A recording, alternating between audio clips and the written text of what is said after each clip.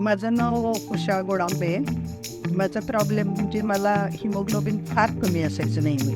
म्हणजे मग सलाईनमधनं द्यावं लागायचे इंजेक्शन्स वगैरे. पण आता मी चालू केल्यापासून हिमोग्लोबिन एकदम व्यवस्थित आहे माझं. आणि पूर्वीपासून आम्ही खरं तर घेतो. मी स्वतःच बनवत होते. माझ्या मुलांना, माझ्या नातवंडांना सगळ्यांना मी दिलेलं आहे. आम्ही दोघं घेतच होतो.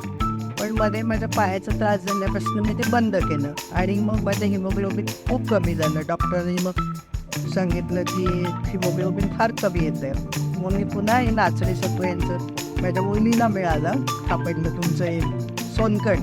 मग तिने मला सांगितलं, पत्ता वगैरे सगळं मिळालं मला. आणि मी जे ते चालू केल्यापासून मला आता खूपच त्याचे रिझल्ट चांगले मिळाले.